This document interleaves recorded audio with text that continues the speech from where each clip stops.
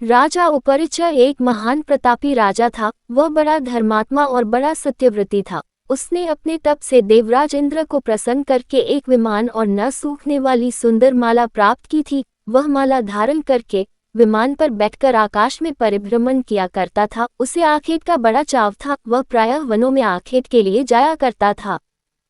उपरिचय की रानी का नाम गिरिका था। गिरिका भी बड़ी सुंदर और पवित्र हृदया थी। वह अपने पति को प्रेम तो करती ही थी, ईश्वर के प्रति भी बड़ी आस्थालु थी। निरंतर भजन और चिंतन में लगी रहती थी।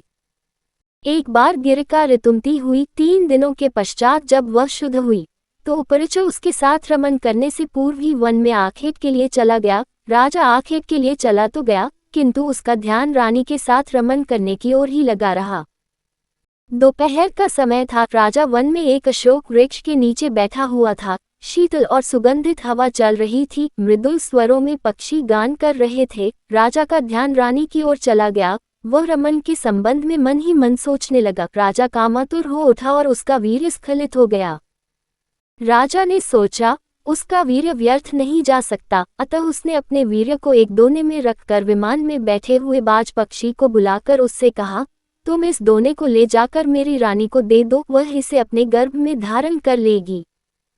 बाज दोने को मुख में दबाकर राजा के भवन की ओर उड़ चला। वह यमुना नदी के ऊपर से उड़ता हुआ चला जा रहा था। सहसा एक दूसरे बाज की दृष्टि उस पर पड़ी। इसने सोचा, यह अपने मुख में खाने की कोई वस्तु दबाए हुए है, अतः उसने उस बाज पर आक्रमण कर दिया। दोनों बाजों में घमासान युद्ध करने लगा। परिणाम ये हुआ कि पहले बाज के मुख से दोना छूटकर यमुना के जल में गिर पड़ा। दोने में रखा वीर्य पानी में मिल गया। एक मछली की वीर्य पर दृष्टि पड़ी। उसने सोचा ये खाने की वस्तु है, अतः वह उसको पानी के साथ निगल गई। फलत मछली गर्भवती हो गई। दासराज नामक मल्लाह को वह मछली शिकार में मिली। जब उसने मछली के पेट को बीचों बीच से काटा तो उसके पेट से एक बालक और एक बालिका निकली। दासराज ने दोनों को उपरिचय को भेंट कर दिया। उपरिचय ने बालक को तो अपने पास रख लिया, पर बालिका को दासराज को लौटा दिया। दासराज उस बालिका को अपने घर ले जाकर उसका पालन पोषण करने लगा। दासराज ने बालिका का नाम सत्यवती रखा। वह मछली के पेट से उत्पन्न थी, इसलिए उसके शरीर से मछली की सी गंध निकला करती थी, अतः लोग उसे मत्स्यगंधा भी कहा करते थे। मत्स्यगंधा धीरे धीरे बड़ी हुई। वह बड़ी रूपवती थी। वह रात्रियों को अपनी नाव पर बैठाकर इस पार से उस पार पहुंचाया करती थी। एक दिन दोपहर के समय महर्षि पराशर वहां जा पहुंचे। वे मत्स्यगंधा को देखकर उस पर मुग्ध हो गए। उन्होंने उससे कहा, सुंदरी, तुम्हें अपूर्व सुख मिलेगा, मैं तुम्हारे साथ रमन करना चाहता हूँ। मत्स्यगंधा ने उत्तर दिया, महर्षि, आप ये कैसी बातें कर रहे हैं? दोपहर का समय है, आसपास लोग बैठे हुए हैं, मैं आपके साथ रमन कैसे कर सकती हूँ?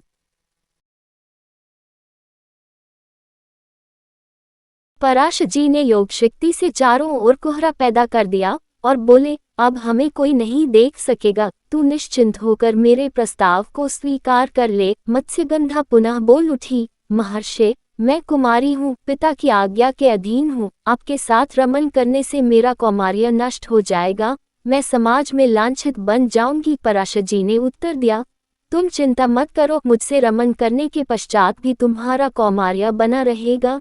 गर्भवती होने पर भी गर्भ का चिन्ह प्रकट नहीं होगा। मत्स्यगंधा फिर बोली, एक बात और, मेरे शरीर से मछली की सी गंध निकलती है, आप मुझे वरदान दे कि वह गंध के रूप में बदल जाए और 4 कोस तक फैली रहे। पराशर जी ने तथास्तु कह दिया। फलत मत्स्यगंधा के शरीर से कस्तूरी की सी गंध निकलने लगी। वह गंध 4 कोस तक फैली रहती थी, अतः अब वह योजनगंधा भी कही जाने लगी। पराशर जी ने मत्स्यगंधा के साथ रमन किया। उनके साथ रमन के फलस्वरूप वह गर्भवती हुई। समय पर यमुना के द्वीप में एक बालक ने उसके गर्भ से जन्म लिया। वह बालक जन्म लेते ही बड़ा हो गया।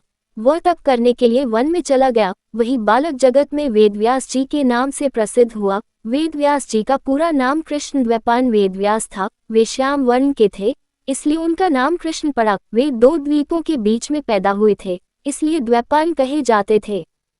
वेदों के पंडित होने से वेदव्यास कहे जाते थे। वेदव्यास जी अमर हैं, वे आज भी धरती पर विद्यमान हैं और किसी किसी को दर्शन देकर कृतार्थ करते हैं।